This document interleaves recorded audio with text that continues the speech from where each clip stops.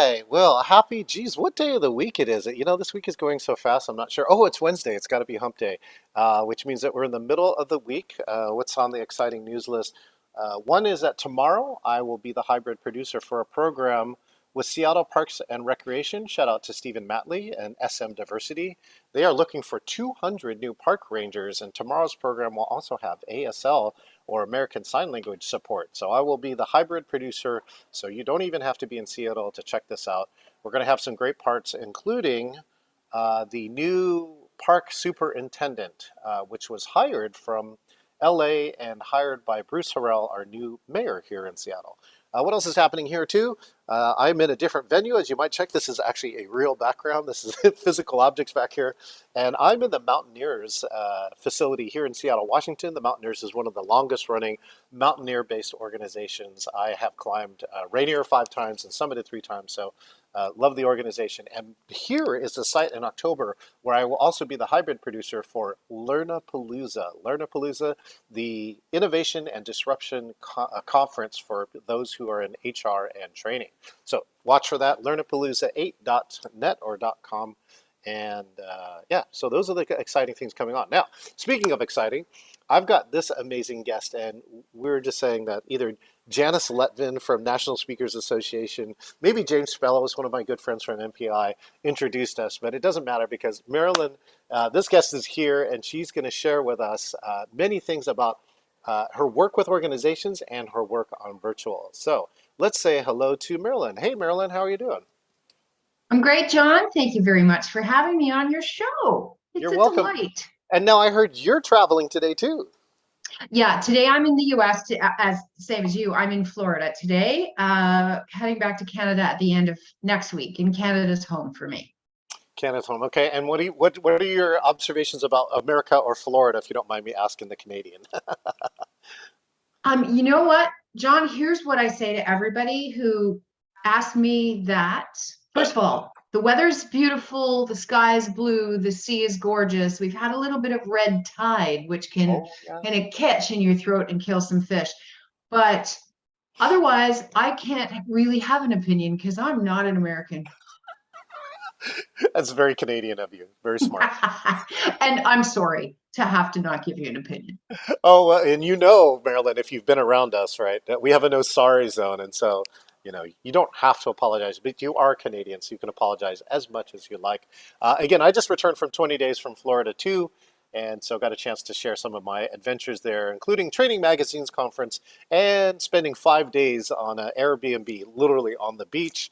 I can tell you though, here from Seattle, it was snowing in Seattle, and I rode that for all the dollars that I spent values-wise, telling all of my friends that it was 85 and sunny. Absolutely. Yeah. I'm saying, people call in or I'm doing meetings and they're, oh, well, what's the weather like there today? And I don't even want to answer that question either because I'm like, well, it's a little chilly. They're like, yeah, you're going to tell me from Manitoba that it's chilly? I don't think you understand the definition of chilly unless you're standing in Winnipeg, Manitoba. That's right. Well, in Florida, though, if it turns 68, you call that sweater or sweatshirt weather, right? Oh, yeah, absolutely. I mean, people go into hiding. Speaking of hiding, well, let's find out where you are and try and find you. Let's introduce you, get you out of hiding in front of all my friends here, introduce you to my community. So, Marilyn, for my friends who don't know you, tell a little bit about who you are and what you do. Sure. Thank you, John. I am a keynote speaker, a workshop facilitator, and thanks to COVID, a podcaster. So my entire life in Canada was spent in the advertising agency business. And through that process, creative problem solving was what we did for a living. I decided that I would quit the ad agency business and I would go out on my own and really specialize in ideation, innovation, brainstorming, those kinds of things. So I do a lot of keynoting and workshopping around those topics as well as storytelling.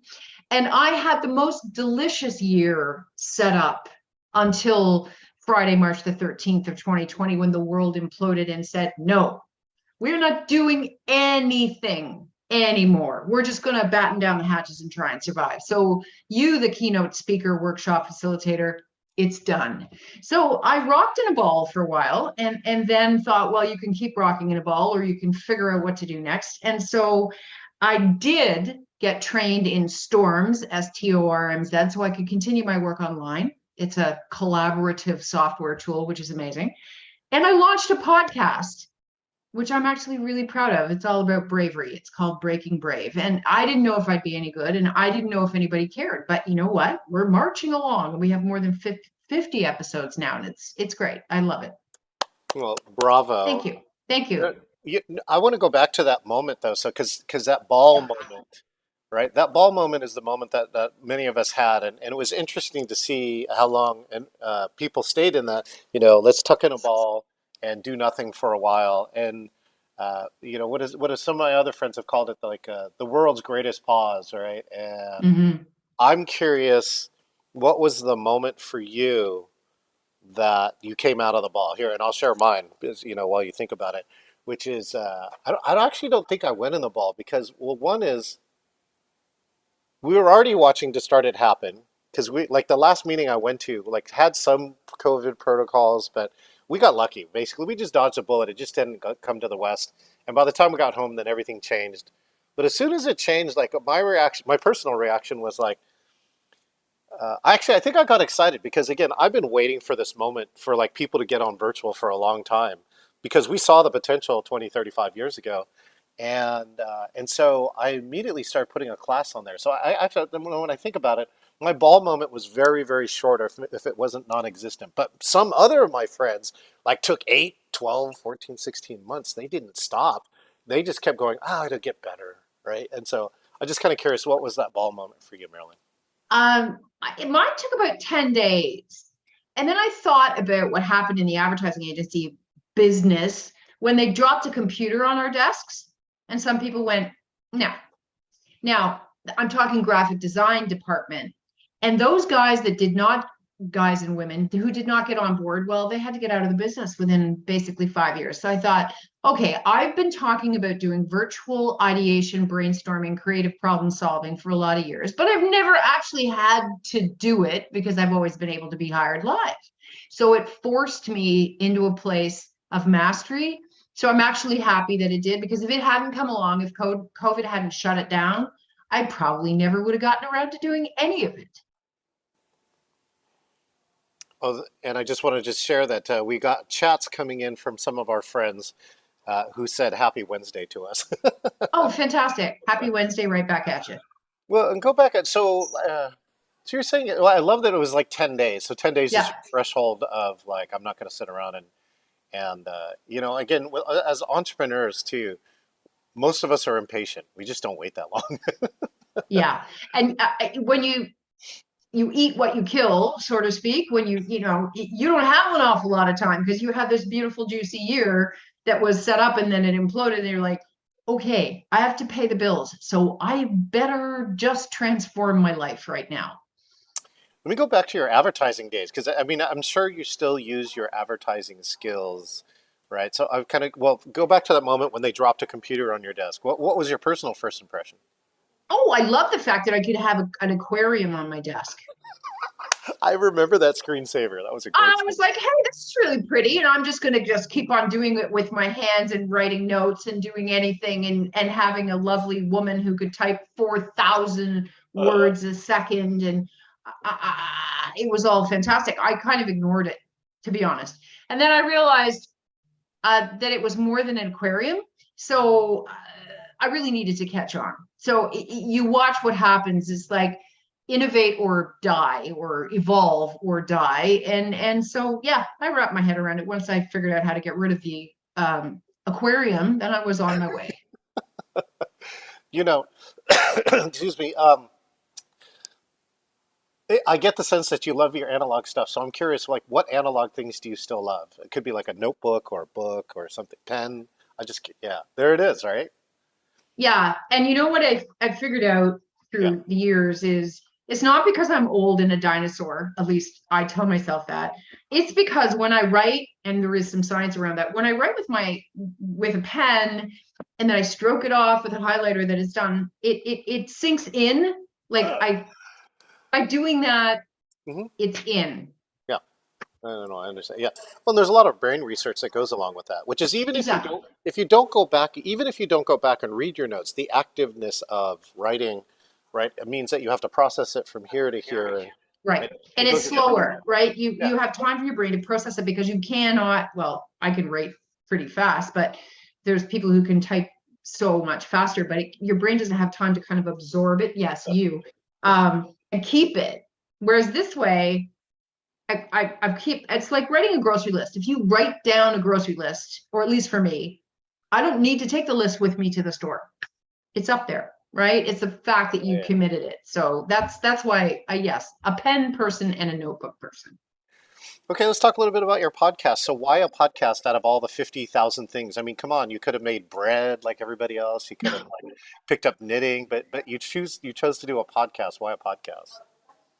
It just what hit me was pretty clearly that people were so isolated, and people were very depressed, and people were scared, and I was all of those things for 10 days as well. But I thought maybe a podcast is easier than having to be on camera as I am now, but it was kind of an easy way to engage people. And I wanted to do it about something that had nothing at all to do with what I do for a living, because I was afraid, honestly, that unless I totally went to a different direction, that it would look like a bit of an infomercial for me. And who needs a speaker when everybody's just trying to survive, right? So I did it on bravery because to me, the word brave has always been something that I've really respected in people in the world. And I thought it was a great time for the world to hear some stories of bravery because Mm. everybody needed a little uplift and a little encouragement and a little, maybe my world isn't so bad after all when I listen to situations where people have conquered bigger things, right? Who has been one of your most surprising or impactful guests out of your 50? It's hard, but it's not. Um, Sure. Edmund Metatawabin is a First Nations chief, Okay. a recipient of the Order of Canada, and a residential school survivor. Wow. So I was very kindly introduced to him through a guest, Linda Lundstrom, who's a very well-known fashion designer in Canada. And she did a lot of First Nations embroidery and looks with her fashion. So she knew Edmund. She introduced me and he talked to me. And he talked to me for an hour and a half. And somewhere in the middle of now we record, we don't do it live like you do. I didn't have that kind of courage. Um, Hey, I'm being brave. Yay. they found in the middle of the recording, they found 215 more unmarked graves in Saskatchewan. They had found the ones in British Columbia, but actually during the recording. So Oh, he was on screen with his nephew and his two grandchildren, and he said, "That's it. Here's what we're going to do right now. We're going to burn some sage, we're going to say some prayers, and we're going to sing some songs with the drum." So we were able to capture that immediate reaction of them to this. And some of the stories he told me from residential schools, I mean, it's one thing you read about it in newspapers, and you read about it as from the words of the survivors. But when you have somebody who's telling you that they were made to eat their own vomit 4 days later after it had been kept in a refrigerator in a porridge bowl, he, I don't know how he survived it, mentally. But I started to understand how incredible and strong the First Nations people are, mm. especially the ones like him who went through that, taken away from his family when he was 7 years old and put in this school. And anyway, it's that one ripped my heart out when I was speaking to him. But every guest has a different way of interpreting bravery. Mhm. But wow, that one was monumentally incredible. Wow. Well, thank you for sharing that. What an amazing answer. We're doing a lot of work on this here on our side. I'm a co-founder of a group called API Event Profs for Asian Pacific Islander Event Profs. And even recently, we went through the agenda for a local conference, and there were no Asian Pacific Islander speakers for a Seattle conference, which Seattle has 16%. Asian Pacific Islanders, which is higher than the national average, which is about 6.5%. And Right. and so collectively as a group, now we're actually doing something. So we know the organizer sent this him and said, "Hey, we noticed this. We'd like to help you with this." And so he actually installed this as a panel. So Fantastic. Good for you. Congratulations. yeah, this is a case where we're changing. But I can share a short story, which is again, I'd love to. I love stories. thank you for sharing that First Nation story because I think a lot of those stories are lost, especially for us here as Americans, which is like again having no opinion, which is a good smart thing to do. But this country is not necessarily. There's still lots of fun, messed up stuff about this country. One of them is my grandfather is a paper son. Do you know what a paper son is? I do not. I've never heard that term before, John. Oh, okay. So watch this, all right? And again, everyone has their version of bravery, and this is my grandfather's bravery. In America, it's in all its amazingness, right? In 1888, thought all the Chinese were taking all the jobs. So there's an Exclusion Act of 18, I guess it's 1882 if I got it right. And so someone passed legislator that limited all the number of people, the number of Asians that could come to America. And it was from like thousands because they were the ones being imported to build the railroad. And it got reduced down to 160 a year, right? So yeah, so they effectively cut off all this flow. Now the key here is, well, there's a famine that was going on in China, and here's the key to the story. There's a loophole in the law, and the loophole in the law says that if you're the son of a business person, you're a naturalized citizen. So what they were trying to do was keep away the people that were uneducated, that were like, hooligans and violent. Ah, So they said the business people were more educated, so we could let their kids in. So San Francisco, now you probably remember this one. In San Francisco in 1906, there was a big earthquake. mm-hmm. Yeah, and the earthquake, what didn't mess up the town, it actually was that it cracked the gas lines and lit the town on fire. And the fire is what really screwed everything up in the town. And it burned everything, including the courthouse. Do you know what the courthouse? So Yeah, do you know what the courthouse contains? all the records of all of the Asian islanders potentially. The birth and death records. Ah, So after the fire died down, they came back and reestablished a town hall, and they said, "Hey, if you had any kids, will you please come here and we'll make you a new birth certificate?" wow. So every I don't Chinese, know how it is possible, John, that I've lived this long and I didn't know any of this. And so, what was the term that you used about your grandfather, the name? the paper son. Okay, Because here's how it goes. So all the Chinese guys in town were business people and figured out the loophole in the law, and they were like, right. "Oh yeah, I got 5 sons. I got Absolutely. right." And so Here they they all went, are. and so they went and sold them on the black market in China. And when it was about $100 a year, my grandfather was 21 when he bought it. So, or sorry, 20 years old. So it cost him $2,000 in Mm, 1912 money. That's a lot of yeah, money, that's a right? huge amount of money. Because his uncle, he was adopted, so he was being grown or raised by his uncle, and his uncle sold a third of his farm and got this $2,000, invested it in him, so basically loaned them the money, and you got a birth certificate, you got a book about you got a book about this fake family that was where the birth certificate was from, and then a third class steerage ticket. Yeah. And don't worry, Marilyn, nobody else in America even knows this story either. Well, I'm thrilled we're talking about it. I hope we're not getting anybody in trouble by putting it out there in the world. It's so long ago. I guess we're all good now. Well, actually, there is a good piece in California where, at one stage, about 10 to 20 years ago, the governor at the time finally came in and apologized for the whole thing. Oh, good for But him. anyway, but I got to tell the rest of the story, which is okay. So now he gets this. So he takes a 3 month trip, and you're in the bottom of the boat because it's the third class ticket. You're with the steerage, and Steerage, right, yeah, yeah, you're lucky if you don't die of dysentery. And yeah. then you sit here and memorize stuff in this book about your house that you don't even know about your house. Like how Right, many right. windows are there? How many steps from first to second floor? Where's your cat like to sleep? And if you fail any of these questions, most likely they're going to deport you. And so Wow. if you ever get a chance to go to San Francisco, I'm sure you know Alcatraz Island, right? Oh, very well, yes. Okay, next to it is Angel Island. Do you know about that I've island? heard of it. I've heard of it, but don't know anything about it. I mean, I know the So name of it. So next time when you get to travel to our good place in America and you go to San Francisco, go to Angel Island because that's the Ellis Island of the West, and there were an immigration camp was there, and it's on an Okay. island that looks like Alcatraz. But the conditions were so poor that like people rioted there multiple times because it was so bad. The food was bad, the water was bad, and then you got to stay there anywhere from 2 days to like 18 months before you would get fully tested before you got admitted. And 10% of the people out of 2 million, about 200,000 people got uh, rejected and got sent back because they failed their test in some way, shape, or form. And some of those people, like I think you know the Asian trait of what's called the you don't want to lose face. Yes.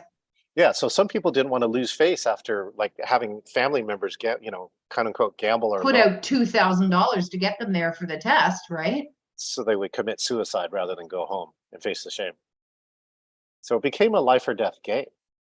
Uh, and luckily, my grandfather got through, and he put 5 kids through college. 2 of them are PhDs with a third grade education, basically. And Wow. and so now this whole point, like of me sitting here, right? They talk about bravery. That's the bravery of my grandfather. He came to this country. He still didn't really speak English, right? By the time he was done, he had broken English, but his kids, of course, spoke perfect English because they all went to school and went through education. Wow. But yeah, that to me, my grandfather is someone who personifies bravery to me. I would absolutely agree. Is he still in this world with you, John? No, no, he passed away probably about 15 years ago. But yeah, and his so there, otherwise his wife came here too. So one of the things is he for 5 years he worked, and approximately he got about $1 a week, and he had to give back 75 cents in rent, right, and food and rent. But he saved up the equivalent of 40 gold nuggets in 5 years, took the risk again, left the country, went back to China, got a matchmaker who picked his wife, right, and then brought her back to Oakland, California, and had 5 kids. And because he was a citizen at that time and she was married with the marriage certificate, she could get in the country. And they bought a first class ticket, which means that none of this immigration, he didn't have to go through Angel Island. Oh, wow. I'm going to do more reading about this, but thank you for this. It's just phenomenal how much I've learned. Like, wow, look at today. Look at how much I learned about today. And I have been to Alcatraz and I have been to San Francisco, but I didn't know any of this. Wow. Yeah. So now I'm very much on the activism side of Asian Pacific Islander, as well as DEI or diversity, equity, inclusion, Yeah. and just looking to help other people, right? So ideally, other people don't have to go through this experience. Yeah. Yeah. Good for you. Congratulations. That's great. Thank you for sharing that story. Yes, bravery. Absolutely. And we have I mean, Edmund Metatawabin, he was actually doctor, but he wouldn't let me call him Dr. Edmund Metatawabin. That's a big capital big B brave. But Mhm. we've also talked to people that have difficulty leaving their house because of phobias that they have. And so bravery isn't just riding on a horse into a field with a sword. It can take on so many different aspects, and I think that's what really was important during COVID, was for people to see bravery in all walks of life. Yeah, yeah. So now we're kind of pseudo on this other, close to this other side. It is weird, and like if you're in Florida, it's like COVID never existed, Mhm. right? And I'm just kind of curious. What do you see coming out of this? What either changes or what do you have any predictions of like how the world's going to be after this obviously very unique occurrence that happened in our lifetime? Yeah, it's hard to know exactly with one brushstroke how it's going to look, but I think that there's a couple of things. First of all, companies have realized they can save tons of money by not having to fly 3,000 people to one city for a conference.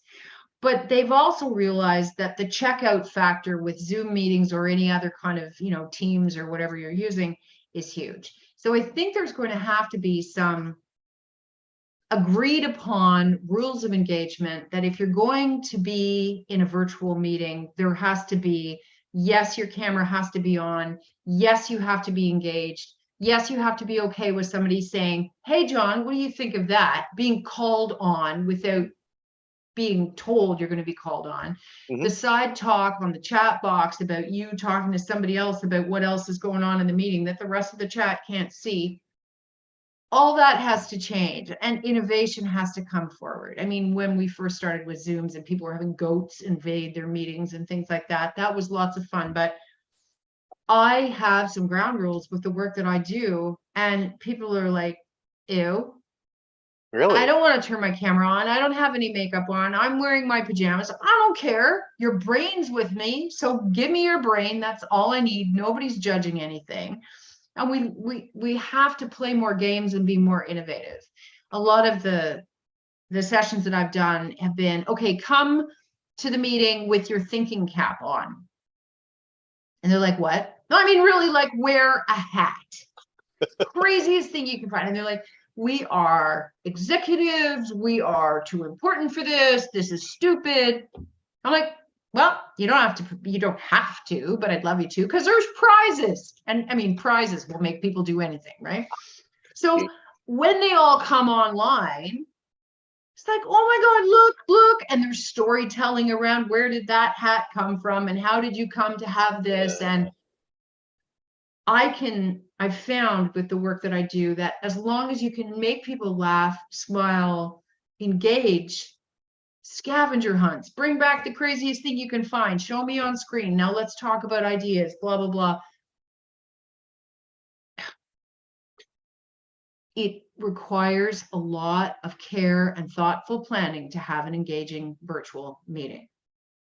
You You just know, don't show up and go, okay, I'm going to show you a bunch of slides and everyone's going to go to sleep or make their dinner or take their dog for a walk with their headphones in. No. as one of my other friends, she said that too, that the virtual meeting problem was actually the same problem we had before the pandemic, which was the in-person meetings weren't planned, right? People showed up, did things, but they didn't create them with intentionality. And a lot of times you can fix meetings. You know, you'll love this other one too. One of my friends, she said, we don't show up to an in-person meeting with paper bags on our head. That's great. I haven't heard that before. So why do we have millions of dollars of technology here and then like cripple ourselves by not showing the camera? Again, I know Exactly. there are definitely some types here too. I'm open to that, which is uh we still strongly suggest it. We say, you know, we like to do that. There are still types and people who, you know, for whatever reason can't do it, but having strong choice, I think, is key. But I think you'll love the other piece here too, such as Hat Day. I have a friend, her famous thing is called innovation socks. So basically everyone is wearing the craziest pair of socks, right? And they get to show them later on. One of the things in the program that she does is that she was hired for a program where retention people, 22% of the company was leaving every year, right? And that's expensive, especially now. Yeah, and terrifying. Like, what the hell are we doing wrong if that's going on? And she has run multiple cohorts, and recently the people who've been through the cohort are leaving at a rate 1%. So what I'm talking about here is the ROI of the thinking cap, right? This is what I want to make sure that people understand too. It's like sometimes we ask for crazy things, but if you can actually get the crazy thing to correlate to the business result, then you should shut up about it. You should just, you know, smile and do it if you know it's working. Absolutely. And you know what? I don't do it just for fun and games. I mean, yes, but there's a reason. Yes. There's always a reason. Yes. And one of the reasons, when I've got a very diverse team that may not know each other that well, and there were all these people that were being hired in COVID and never having met anybody in person, nobody knows anything about them, they're just a name on a screen, that once you get into the storytelling of, I'm wearing this particular battle worn whatever, Yeah. they'd start to tell a story. And I would make if it was a storytelling session or if it was an ideation session, at the end of the session, they would all vote in the chat about who would win the rubber chickens, because those were always my prizes, because they're the best. I'd trot off to the post office and mail them a physical rubber chicken because congratulations, you've won. And they're still sitting on their desks. But if you ask them at the end of the session, oh, okay, so that hat that John was wearing when he first came on, whether they choose to wear it throughout the entire session or not, it's up to Yeah. them. Yeah. What was the story? And your brain processes differently when you're talking about a story, and they'll always remember what that story was, and they can totally recall it. And now they feel a little bit more connected in a human way to that person who wore the crazy hat. Yeah, yeah, yeah. Well, I think it's the way our memory works. When you do things that are different and unusual, right? Obviously, we're going to more and more likely to remember it. If we continue to do the same thing, which is why we're trying to tell people stop presenting for 45 minutes into Q&A for 15, because that's what everybody does, right? And so, well, this leads me to, of course, the most important question here, which is, Marilyn, what has been the most engaging virtual meeting you've been on in the last 2 years? I can say three. I'll extend it another. Okay. I think that the most engaging meeting that I've been on was one that I hosted, not because of what I did, but when I came on, and I'm not going to mention the name of the organization, every single person had just a name, not a camera, and we're on mute. And I usually get one or two like that, but the whole screen was just names and on mute. And I'm talking to myself on here.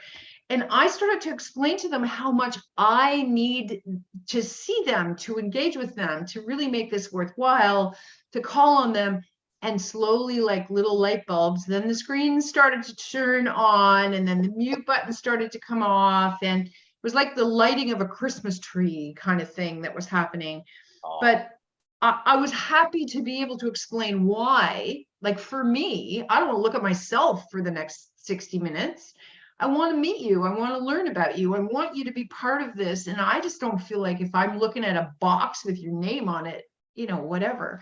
And so I liked the fact that everybody was willing to adjust. And they didn't have to, but they chose to, and it was fantastic. The only other thing I think that's worked super well is the scavenger hunt. So in an ideation session, I send people away from the screen. Turn off your screen, go for a 5-minute walk, outside, inside, garage, basement, I don't care where you are. Bring me the craziest thing you can find that you're willing to share on screen, because sometimes we saw some things where it was like, okay, put that away. We didn't really want to see it. Thank you very much. You have to be willing to share it with the group on the screen, and appropriate or not, you make that decision. But when people came back, they'd hold it down in their lap. They wouldn't show anybody until they were called. And it was like, okay, John, what'd you bring back? Some people brought like reptiles, dogs, cats, things I didn't even recognize. And then they got to tell the story. And it was just so fascinating to hear, well, we were on a trip and blah, blah, blah happened. And somebody gave me this, and then I lost it. And then and just amazing, the stories that are kind of come out of those objects. I one of these things I think that's commonplace, at least too, in my experiences with this, is when somebody shares the story and the story is somewhat personal because it has meaning to them, because it could look like one object, right? But if they tell the story behind the object, then it has a lot more meaning. Like someone gave me a great quote, and they said, "Nothing is sacred except that which we make so." Exactly. Right? Because it can just be something.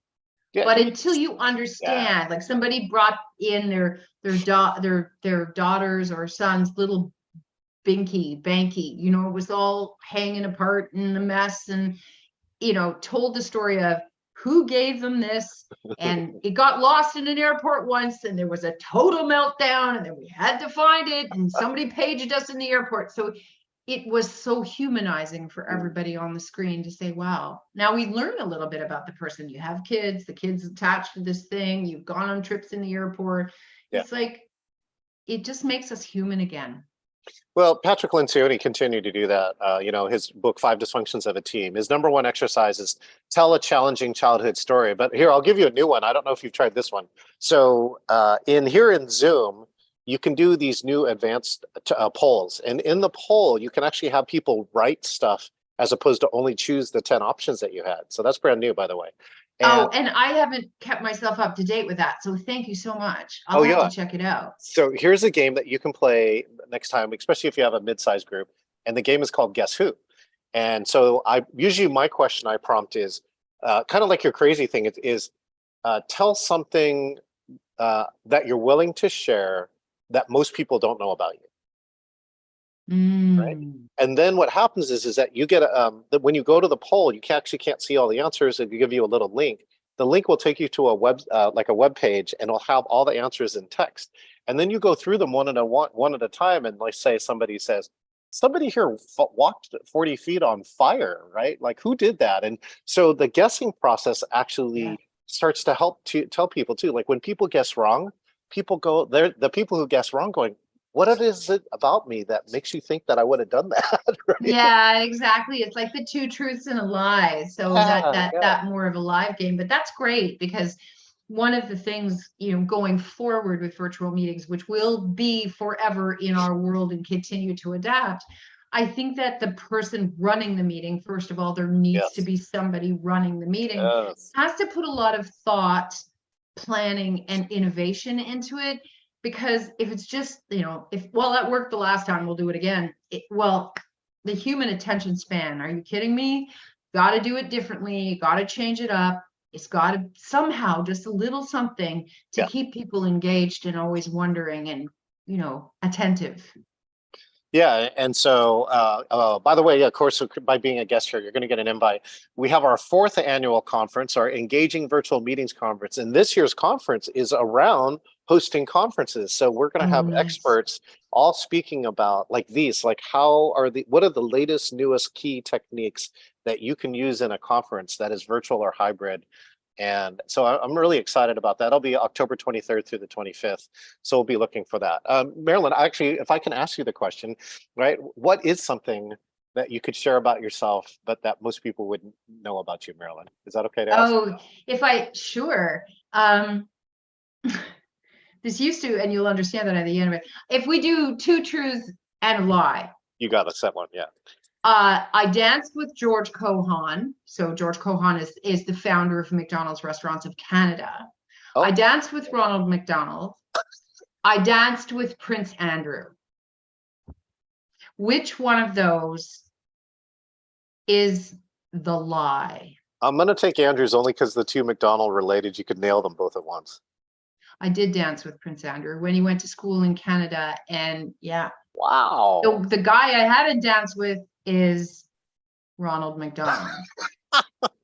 He's everywhere too. That's the scary Yeah, part. no, he's available, right? Whereas, years and years ago, Prince Andrew was this great thing. He went to Yeah, school at Lakefield yeah. College in Canada, and all the girls were crazy taking, hitchhiking, trying to get up there to see him, to meet him, to be with him, to whatever. And then all Andrew's dirty laundry got aired. So I'm not sure that that's a really exciting story as it used to be. But Used to there be you better. go. There's a little something about me. Okay, well, the question is, what type of dancer are you, if I could ask? Oh, okay. So there's, it's like a simple question leads to a complex answer. My parents sent me because I was a bit of a problem child. My parents sent me to a girls' school when I was younger. And Oh, in this girls' school, we were taught how to dance, but I'm 5'9", almost 5'10". So we didn't have any men in the girls' school. So you be the boy and you be the girl, the little tiny petite girls. So when I dance, I lead.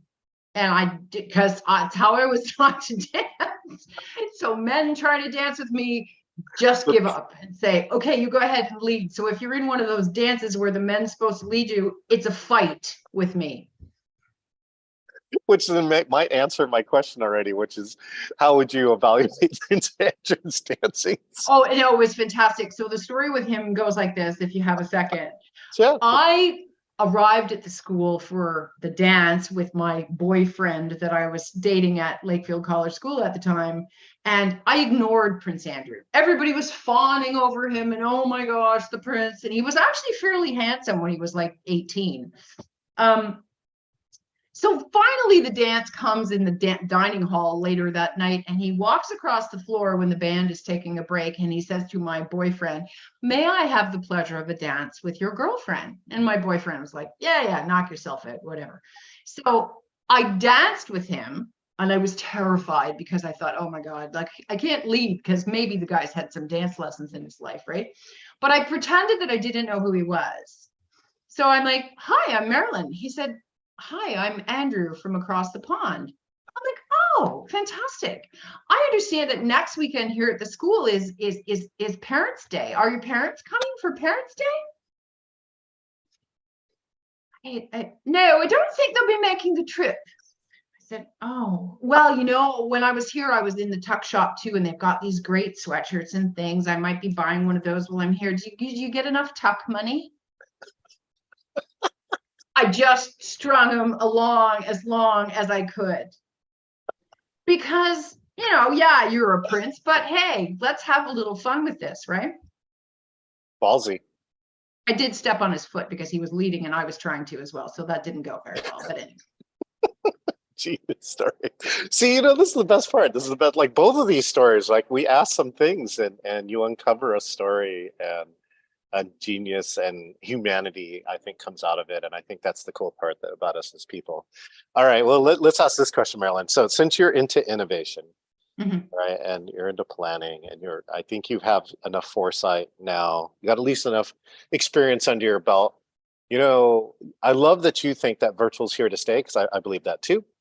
And I'm curious, what do you see in the future, or what do you wish for in the future in terms of virtual meetings? Okay. Well, what I wish for is for somebody to own it, to be the person who has called the meeting, runs the meeting, facilitates the meeting, no matter Yeah, how hard that is. They keep it on time, they keep it tight, they keep everybody engaged. That's to me the pivotal piece. If you don't have that person, the whole thing just goes to hell in a handbasket. and it I can go also quick, think right?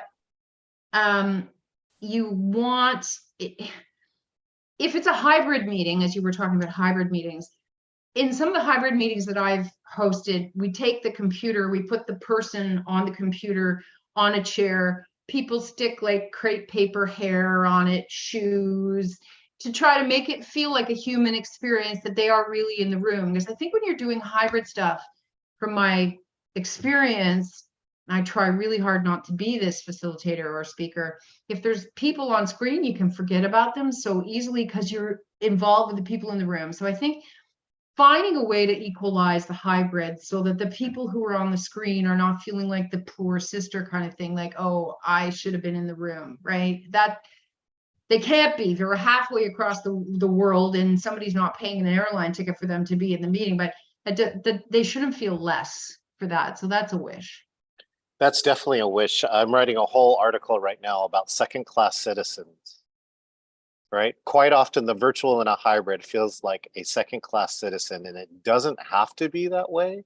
Mhm. And this is kind of like DEI in another dimension, because it doesn't matter, what race or whatever gender. It's just because you're on the other side of a virtual doesn't mean that you're any less of a participant. In fact, sometimes you could be more. Well, And exactly. And I just hope that meetings in the future, John, have a way to make these people feel like they're in the room, like yeah, the screens are yeah, big enough, or there's been enough accommodations made for the people who are coming in virtually, that they aren't just sitting there, feeling forgotten. yeah, yeah, yes, yeah, yeah. I definitely have a wish for that.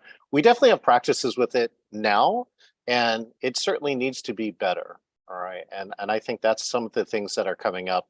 I'm excited actually. This program that I'll be running tomorrow, I believe either the police chief or the commissioner is going to come in on virtual, and we have a 16-foot screen, right? And so we're going to bring him in on this large screen, and so he might actually be larger than life. Here, I'll leave you with this last little story, Marilyn, and then I'd love to hear, what do you want people to remember from this talk? But in one other story, I did a virtual hybrid where there are 12 people, Black entrepreneurs who just finished writing a business plan, and they get to pitch. It's like a friendly Shark Tank program.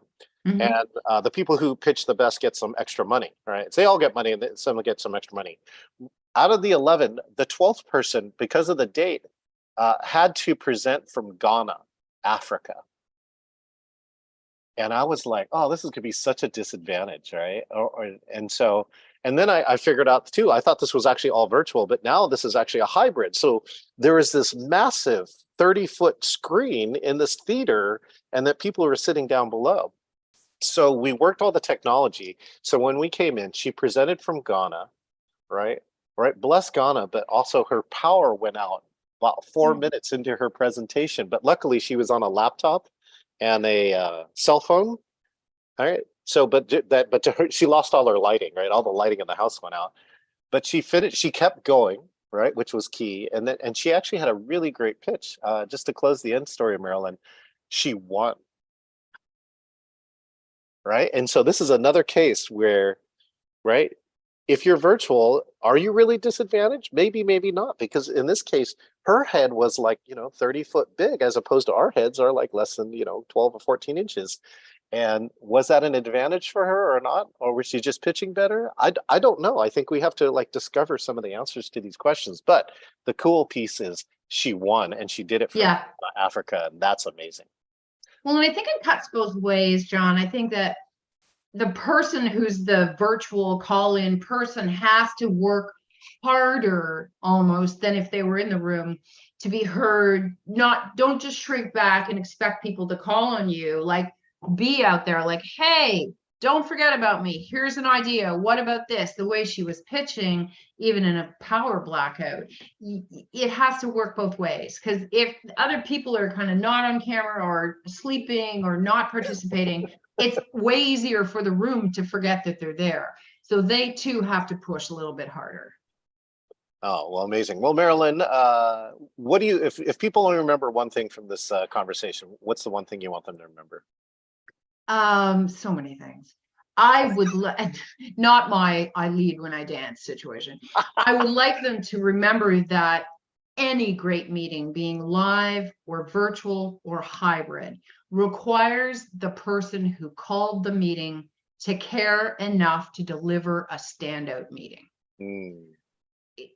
That requires planning, that requires mindful of time, that requires the host to have at least in their head, what are we trying to accomplish at the end of the meeting? Have we done that? We're not just meeting for the sake of meeting, because if we are, don't have the meeting. So I have said that too. Yes. Don't have that. right, Yeah. people are like, oh my God, I'm going from screen to screen to screen to meeting to meeting to meeting and nothing's getting resolved. Well, that's on the host.